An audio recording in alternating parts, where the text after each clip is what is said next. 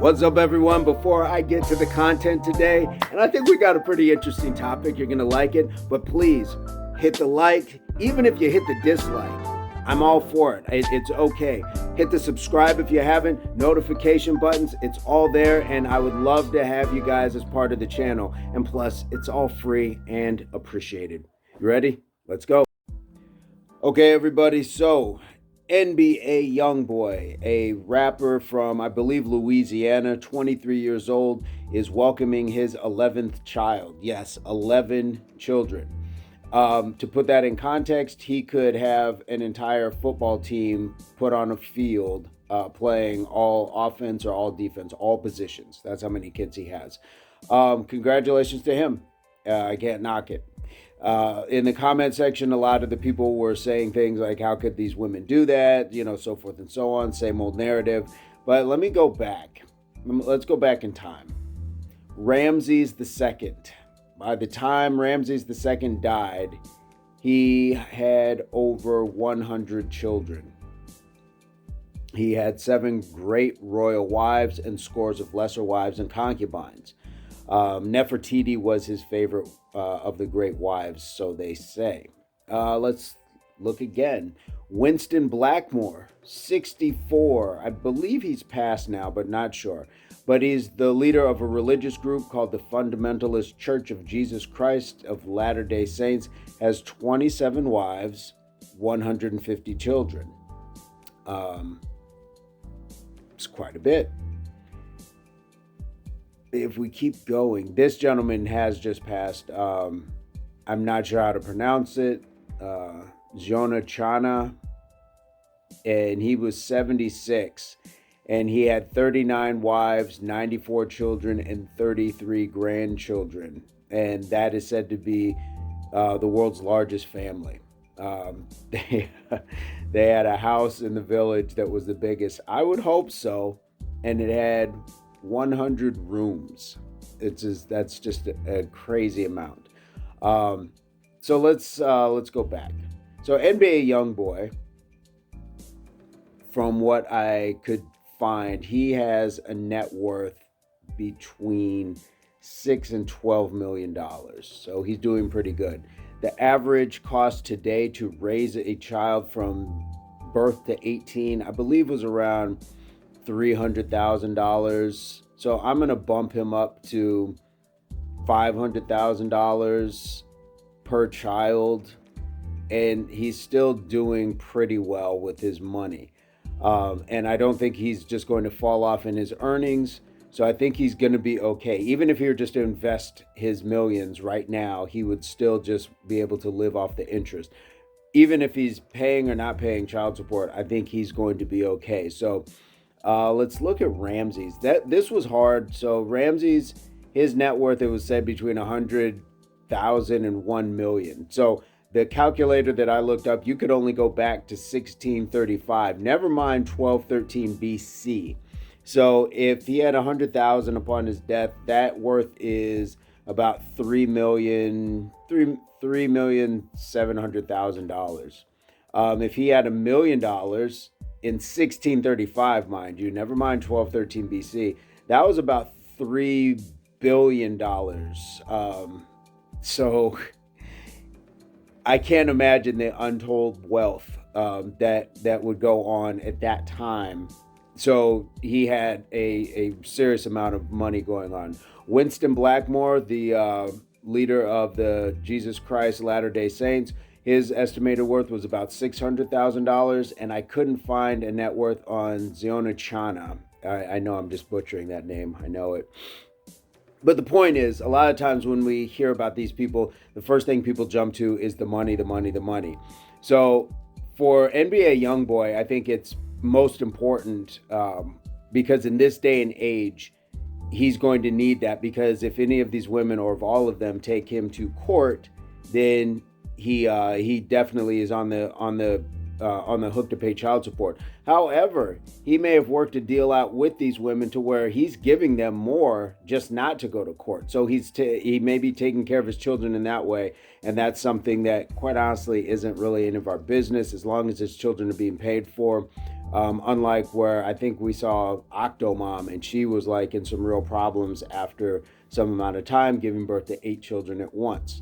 Um, NBA Youngboy, I would definitely say for him a paternity test. Paternity test would probably be very wise on his end because, again, in this day and age and culture, this is not where you are having children through uh, for somebody of royalty or of extreme power and leadership. They're following his celebrity and his fame and his money, which is hypergamous, and it's very much the same thing. But I don't think it's quite the same as when you summon somebody like a concubine or a slave girl or somebody else that is part of your rule. NBA boy, young boy doesn't have necessarily a rule where that's concerned. So if I were him, I would go the route of paternity test. That being said, interesting. Of the fathers who take paternity tests, about 32% are not the fathers. That's of the men taking paternity tests. So what does it say possibly for just a bunch of men walking around thinking their children are theirs? This is no slight to the women. It just is what it is. But my question is, and here's really where you guys can contribute, is mandatory paternity testing a good thing before the child leaves the hospital? Do you think that that's a good thing, that you just get it out of the way and you just say that way we don't have the whole mama's baby, daddy's maybe sort of thing? We know who the parents are of this child. And here's my proposal for that. The reason I would propose that it is a good thing is that you are allowing the child immediately to know what their future can be like as far as the health goes. First and foremost, their health. Because if you have one man who's thinking he's the father and then the child has a set of complications medically, well, knowing your genetic, not just saying family, because there might be a woman who knows that this is not, this man's child, but she's going to still say, but your family.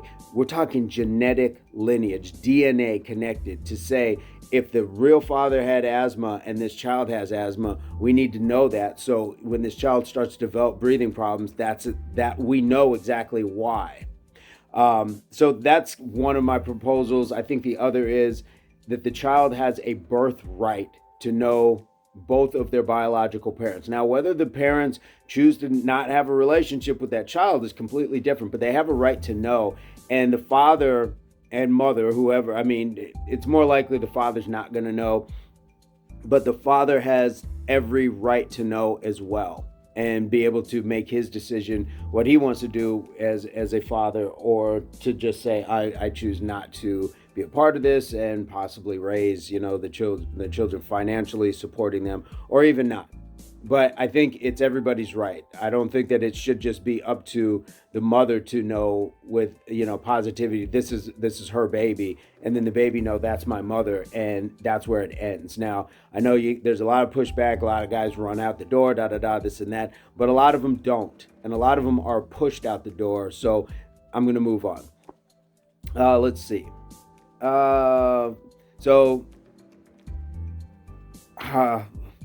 Polygamy is definitely a part of some of these, with in reference to Jonah Chana. I believe that was a polygamous lifestyle, and so is Winston Blackmore. But if we just look at the definition of polygamy, where do I got it?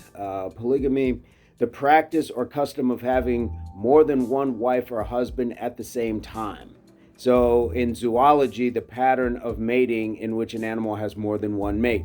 So it's not just something relegated to humans. We see that in the animal kingdom as well. I would think most notably, probably like lions, you see a pride. So there's one or two males and they just, spread their seed. And that's how you have a bloodline flourish, is through that. Let's see, what else did I have? Then there's cohabitation. And I don't know if these men were married to all of these women. I guess it did point out. So the one that I'm looking at most notably is NBA Youngboy. I don't think he's married to any of these women. So you have it more through religious or beliefs, a set of beliefs, or a power structure with the others. But NBA Youngboy, he's kind of a standout with that. So I don't even know if we can call what he's doing cohabitation, but we'll go down that path. The majority of mothers and fathers are married, and the majority of married parents have children with their spouse. However, said the Census Bureau, is where I got this from, 17.8% of married mothers and 16.5% of married fathers do not have children with their current spouse. These are parents who have children by by someone other than their current spouse. Some of these spouses bring to their marriage children from a prior relationship. This is the complexity of modern families. It really is. 12.4% of married mothers and 12.6% of married fathers do not have children with their current spouse, but their spouse also brought children into the marriage. This is not uncommon. It says 12.4, but it seems like we hear about it way more. So maybe it's the fact that we hear about it more rather than these numbers, but let's keep going. It is also common, the report said, for unmarried couples to have children, which can lead to households where children are not bonded by either blood or marriage to one of the cohabitating partners. This gets deep. Cohabitation refers to couples who live together but are not married. So different than polygamy. So there's a lot of layers to the family dynamic in the modern world. Roughly half of cohabitating mothers have children with their partner, while just over half of cohabitating fathers do. Notably, about a third of cohabitating parents with either sex do not have children with their current partner, but their partner is nonetheless also a parent by a prior relationship. So you've got a lot of mixed stuff. So really what I'm aiming at is what's best for the children in this instance. Although some of these cohabitating parents are likely older with adult children, some certainly have minor children. Such households are not connected by either birth or marriage, but nonetheless represent a common living arrangement for many children. This is true. Also, 1 in 5 American marriages includes a partner who has had a child by someone else. More than a quarter of cohabitating couples in this country include at least one partner who has a child by someone else other than their current partner. So this goes on and on and on. There's a lot to it. Here's another one. Let's see. 14.6% of men have multiple children with multiple women. And that gets into an area where, especially in certain communities, you really get tagged with, oh, they don't take care of their children. They're just wild. They're out here having children. No, it's a very small percentage of people who are doing that. 16.6% of women have multiple children with multiple men. So it's a smaller percentage than we give it credit for, but still, because there's so many children as a result of that, i.e. an NBA Youngboy, it makes it look like it's more than just the small percentage that it is. I think my whole thing with this is you got to be able to do more than just be able to provide financially.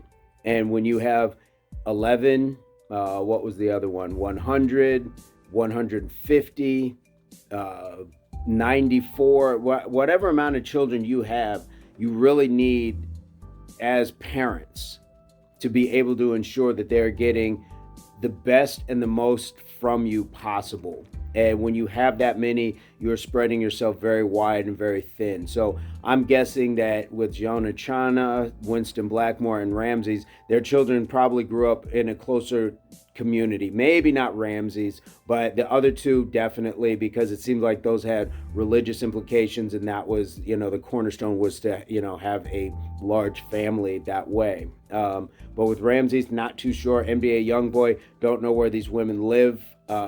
But I'm guessing that it's not all in the same house or all where these children are going to get to see their siblings, things like that. And a lot of times that's very unfortunate. So hopefully in all of these instances, these children get to know each other. But when you got 149 siblings, that's a lot of people to get to know. I mean, a lot of us don't know that many people, period, much less them all being related to you.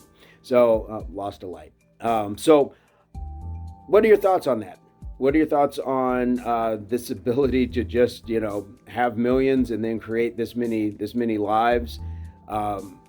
And going back, should the paternity test be mandatory? What are your thoughts on that? Just to get it out of the way, just to say so we know, so there's no implications down the line in court, so everybody is on the same page. I know a lot of women in chats that I've seen took it on a personal level. I don't think that it's anything to be taken personally. I think if you are in the best interest in parenting and you want what's best for your child, then you would take that test and you would just know. Just like a father should say, take the test, even if he is, assured. Just take the test just to be sure. It's no different than any other DNA testing that I would guess, you would screen for just to ensure the child's health. So I think that that's an important part of it. And again, the ability to bond and have a relationship, not at the age of 5, 7, 10, 15, 30, when you find out all those years are lost, and they're lost for everybody. So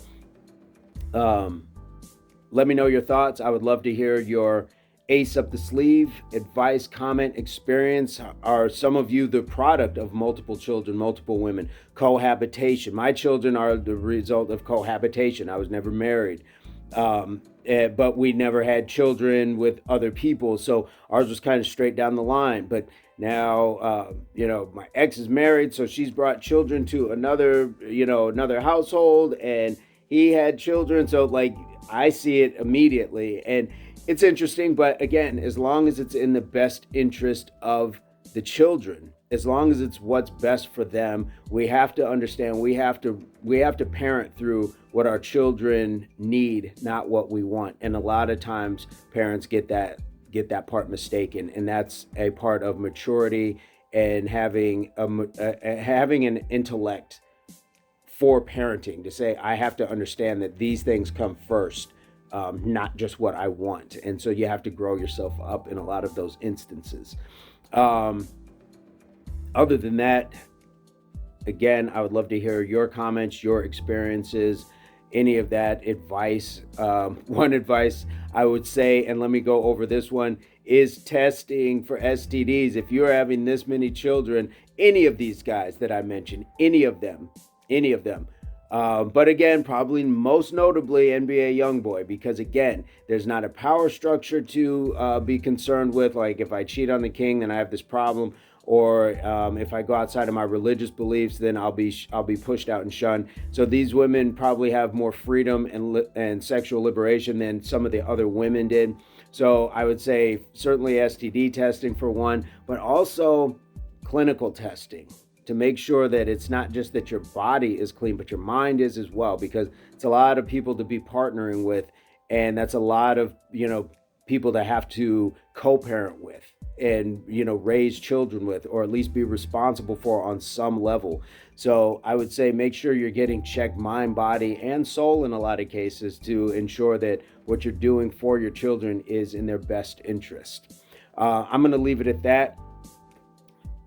As the Bible says, be fruitful and multiply, but let's do it within reason, and don't have more kids than you can honestly afford, not only financially, but afford to give your full attention and love. I will see you guys on the next one, and hopefully this finds everybody in a place, pursuit, or beginnings of total health, mind, body, and soul. And we'll see you guys on the next one. Peace, love, unity, solidarity.